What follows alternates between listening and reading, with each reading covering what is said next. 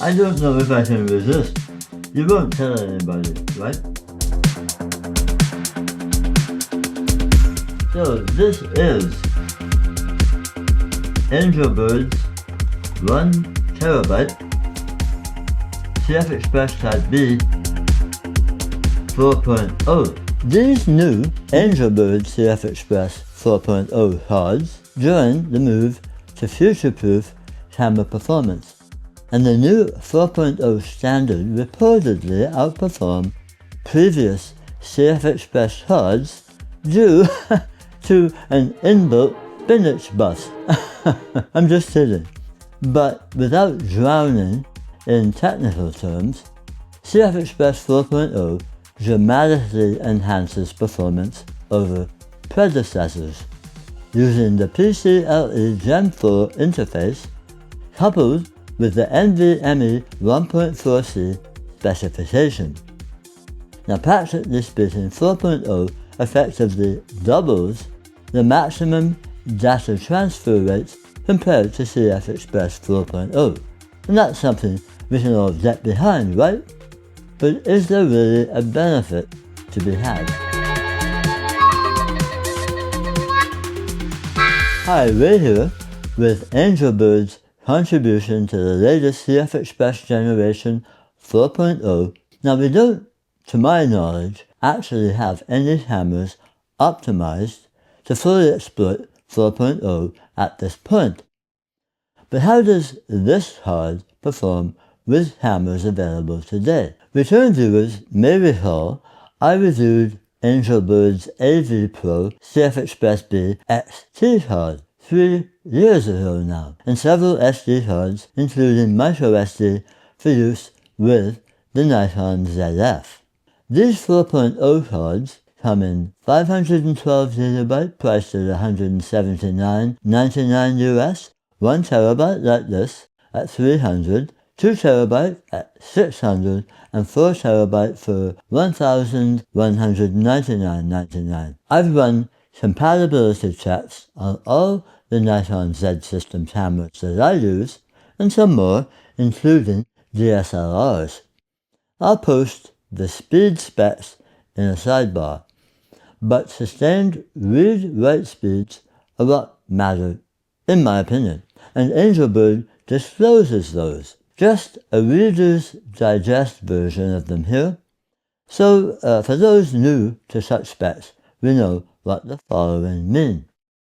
Read speed refers to how fast data can be accessed and read from the card, typically measured in megabytes per second. A higher read speed means faster data transfer from the card to an external device. Write speed, indicated as W, also expressed as megabytes per second, refers to the speed the card can effectively record data. Higher write speeds ensure the card can handle incoming data without delays or errors.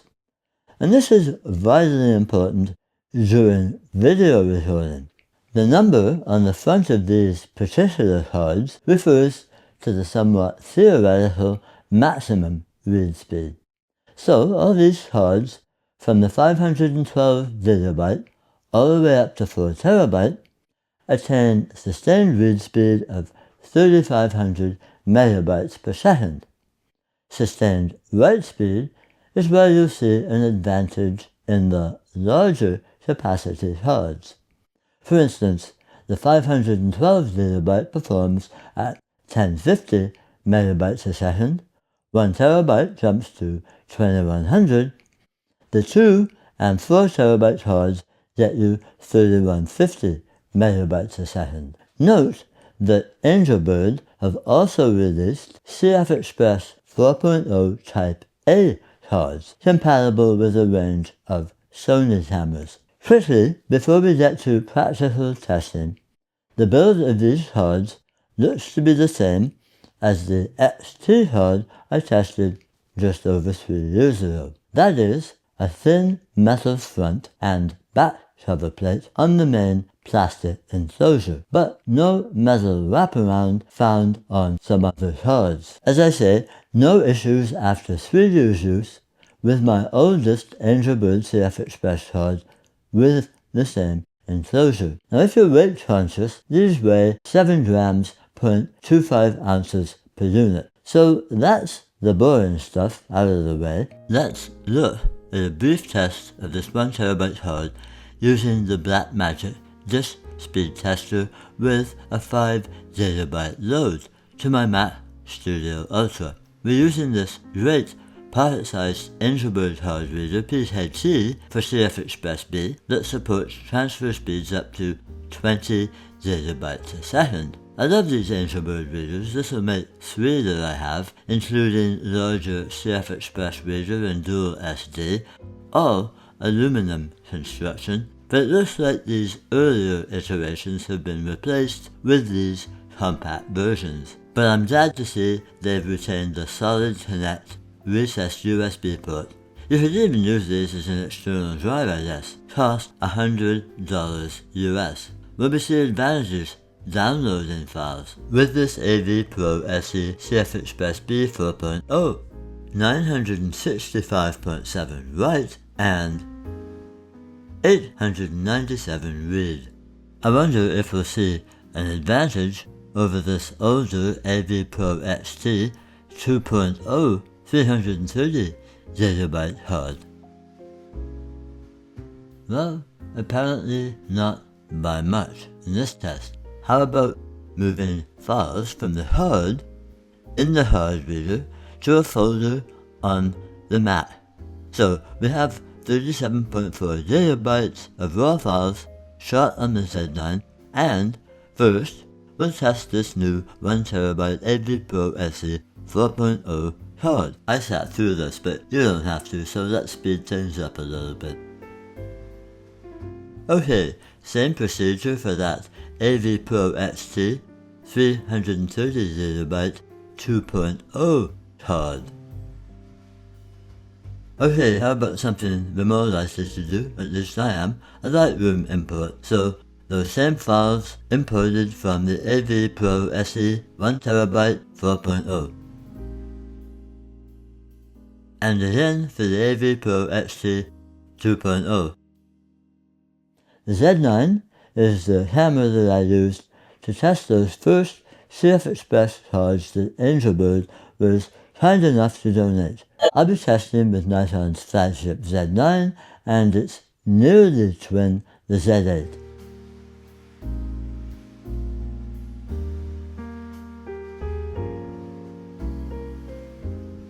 So here we are with the Nikon Z8. We have this Angelbird 1TB 4.0 CFexpress card in here. We're going to be recording Nikon N RAW. And this says that we have 48 minutes and 33 seconds of that on this 1TB card. Now one of the other things that I'm going to monitor here is purportedly these 4.0 cards run not so hot. Now I know that that varies amongst different brands, but we're talking 4.0 here, and well, we'll see how this fares in terms of overheating. Now it's not a particularly hot day, but anyway, without further ado, let's start recording. There we go, and as I say, we'll check back, see how this is doing, particularly in terms of do we get any overheating warning as we go. I should add that you'll notice that I have the screen pulled out, cantilevered out a bit to the side and out, so that does allow some airflow, which is the way we usually use the camera anyway, at least I do, even when I have this rigged out with a cage and so on. Okay, checking in after 30 minutes, just coming up, 51, 52, and so on. I do now notice a hot card warning. No hot camera warning yet, So that means we have 18 minutes and 26 seconds left to record on this card. So we'll see if we get a hot camera warning. But yeah, right now, after 30 minutes, the hot card warning has shown up. So we're coming in with just a couple of minutes left to record here. We're at 46 minutes. We still have that hot card warning, but no hot camera warning. Ambient temperature here is 21 Celsius, 40% humidity, and we're coming up now just a minute and 39 seconds left, 35 seconds, and we've done pretty well. Now I should note, I can't say exactly if I have the same conditions here. We did get a hot card warning with the 2.0 card a couple of years back, 3 years back. So generally speaking, with a number of cards, a hot card warning is not unusual when we're pressing the camera, as we are here with NRAW 8.3, I should say 24 frames a second. So we should push it a little bit harder. I'll take this off here. As I said, 21 degrees Celsius. 21 seconds now. 18, 17. We're counting it down. 12, 11, 10, 9, 8, 7, 6, 5, 4, 3, 2, 1. And there we have it. Recording interrupted. So let's check out our card. Turn that off. And yeah, that card is pretty warm, but I can hold it. Yep, it's quite warm, but not unusual, not different to any other cards that I've used in similar circumstances. So there we have it. Well, we're not doing too well with the bird photography today, even though I have this whole setup, the Nikon Z9 and the 400mm f4.5. So this gives us a chance to do a little testing with this new 1TB Angelbird, what is it? AV Pro SE 4.0, and the older, as I've mentioned it before, AV Pro XT 330 gigabytes. So we'll be comparing these two. So let's load up first the AV Pro 330.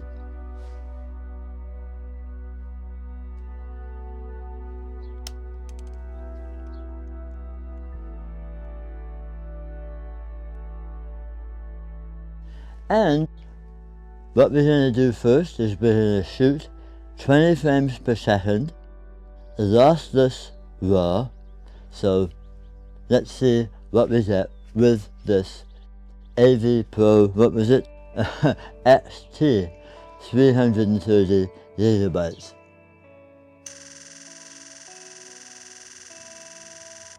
Okay, it shows choke up there, and that's what we got. 74 frames before it started to choke. So now, let's see what we get with the 1TB AV Pro SE 4.0. Okay, here we go. Ready? Okay, it doesn't like that hard. Why?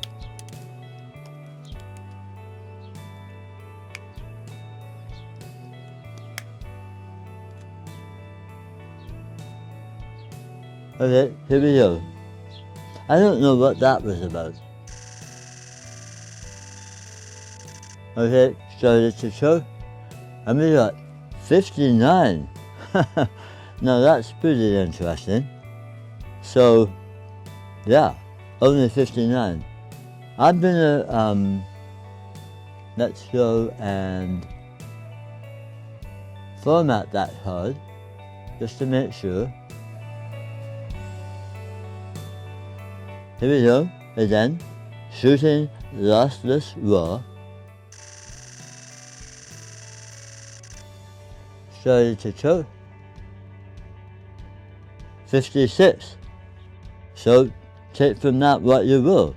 Okay, give me a moment to format these cards and we'll come back and we'll shoot what I am more likely, in fact what I always shoot, Nikon's high efficiency star RAW. Okay, we're back with the AV Pro XT 330GB card and we're going to shoot Nikon's high efficiency star. See what we get at 20 frames a second.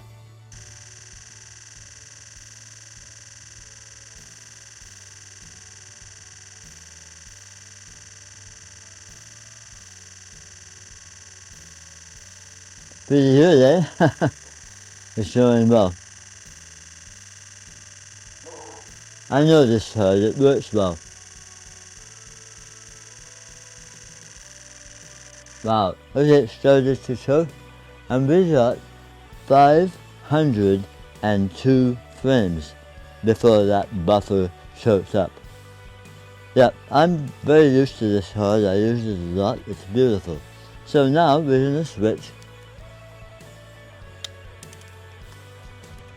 to the new, if I can find it, 4.0 CFexpress SE. Okay, ready? Go. Doing better. Oh, there it started to choke. 170 compared to over 500. So, make of that what you will. You saw it here first. So I don't have an explanation of why the performance is nowhere near the older card 2.0, but we've seen it. As I said at the start of this video, we don't actually have a camera right now that's optimized for 4.0.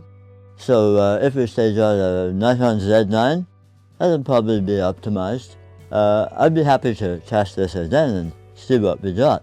But as of right now, these are the performance characteristics, shall we say, that I experienced right now. So, would I recommend this card? Well, as we just saw, performance for stills, shooting burst, 20 frames a second, RAW, was nothing to write home about. However, I thought that the performance for video was okay. So for video, remember these are available up to 4 terabytes. This is 1 terabyte, remember? So I think for video, very good. And, we'll have to wait and see if we get a camera with 4.0. Then maybe the performance would be a whole different story. But until then, so that's Angelbird's entry in the futuristic CFexpress 4 race. Thanks to Angelbird once again for sending me this 1 terabyte card and the reader to test. So I hope you found this useful.